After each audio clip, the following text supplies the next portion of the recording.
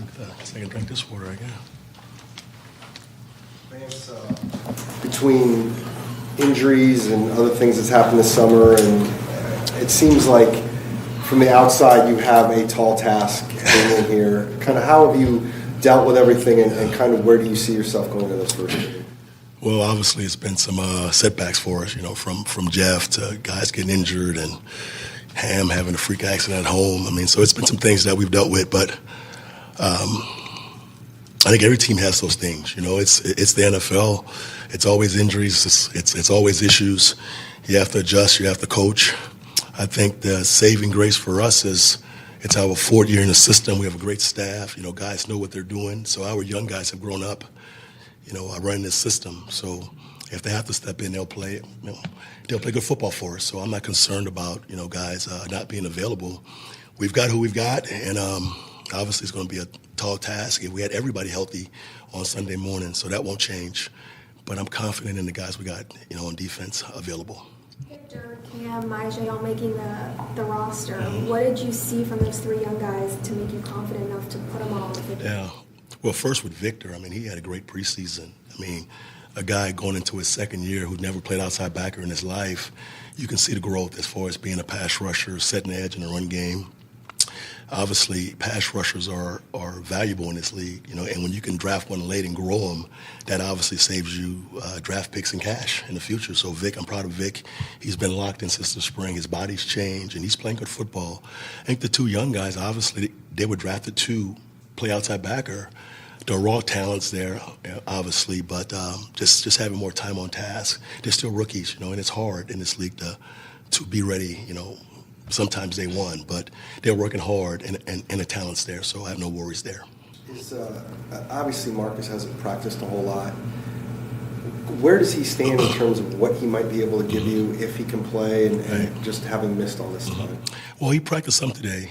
He's been in every meeting, and that's what's really important.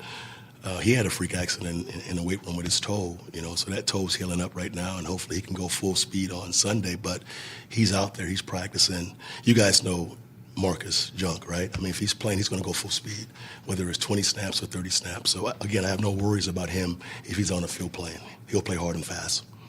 Patrick Mahomes this week kind of used what sounded like a baseball analogy with going against you and saying that he's going to throw us every single pitch.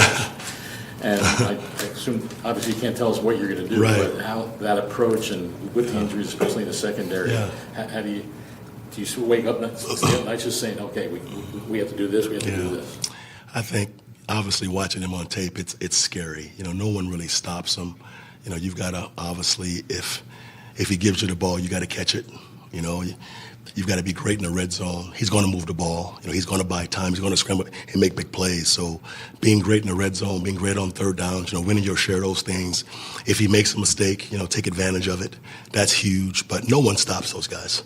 And obviously over the years, they've been good for a long time. I've faced them in Denver, obviously. I faced them here in preseason last year. Nothing's changed. He makes plays. They've lost Hill, but they've added, two veteran receivers, big targets, guys with experience, and that always works well for a veteran quarterback. They have smart players with him. The tight end's still a special player. Uncoverable one-on-one. All three backs can catch the football. They've drafted a rookie, Sky Moore. So they've got a lot of talent around Patrick. The O-line is very solid, so it's going to be a tall task. But obviously, having a great plan is going to be key, and not being afraid to play on our terms is going to be key also, because, they're going to move the ball anyway, so why sit back and be scared? That won't work all day. So we'll see how it works out. We have a good plan, and I believe in our plan, and we'll see what happens on Sunday. How was Simmons doing calling the defense? He says sometimes he's talking the entire time. He has to get used to that, if he wants to call it. But he's a linebacker. That's his job, He's a bright guy. He really is. He has to get used to me giving him keys for other players. We've got one green dot, so he has to spread the message, to the DBs, to the front, what's going on by D&D, why that call is being made. So having a green dot, that's a big responsibility. It's not just calling the play. It's explaining why I called the play. It's playing the game through my eyes. And that's where he has to grow, and that's the challenge. If he wants it, he has to do that for me. If not, he can't do it. But he wants that challenge. But that's part of it. He's the quarterback on defense, so he has to explain why I'm calling the play. So he has to know why I'm calling it, right? And that's huge for our guys because, every offense have indicators by D&D, by personnel, who's in the game. Those things are key. You work 80 hours a week to give your guys an advantage, so he has to spread that word game day. And that's a tough job, but he's getting used to doing it. Is he noticed that guys are listening, like his voice is resonating? Absolutely. Guys respect him. He is a very smart guy. He's a clear speaker, so he understands the plan. So him having a green dot is perfect for us. It allows other guys to play fast and be comfortable, and obviously he's a guy who's going to be on the field all the time. So it's perfect for him to have the green dot. Is he the one that would also, if something has to be, you call on the play and they do something and there's an adjustment to be made, is he also that guy? Well, that falls on backers. That falls on the safeties. That's by position. So once the defense is called, the adjustment sometimes, it depends on the coverage, falls on the safeties. If it's a front thing, it falls on the backers. It falls on him sometimes. So that job is kind of spread through the unit. A few guys talked during the summer that there were several green dots, of course, in camp. Yeah. As you're working through Sure. this. What was it that made you decide that Isaiah is the guy? I think the green dot guy, first of all, has to be on the field in every package, right? So if you have multiple packages, you got to find a guy who's playing in every package, and that's JT, that's obviously Buddha, that's obviously Zaven, that's Isaiah. It's multiple guys, but I think with Isaiah being a linebacker and being in between the D line and the secondary, he was a perfect guy to do it, and he is so clear-minded on the field.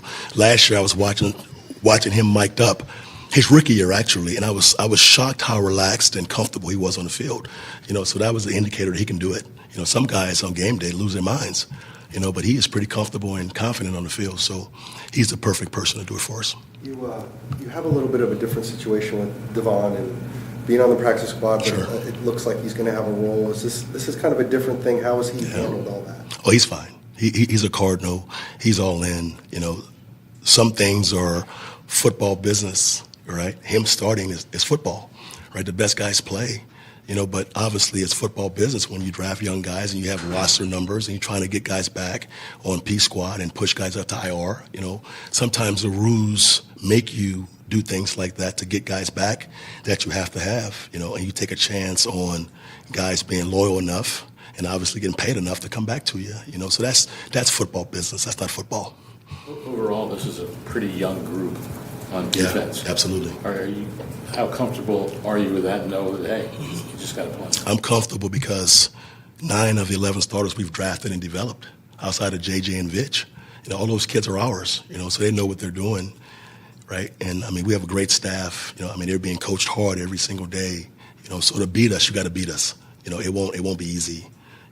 We're young, but we're experienced in the system, and that's the way you want to be on defense. You want to be young. We're fast. We know what we're doing. We can tackle. We're going to play hard and fast and attack people. So we'll see what happens on Sunday. Obviously, the national perception of our defense is young and there's a bunch of unknowns, but, we don't feel that way. Thanks, DJ. All right, guys. Thank you.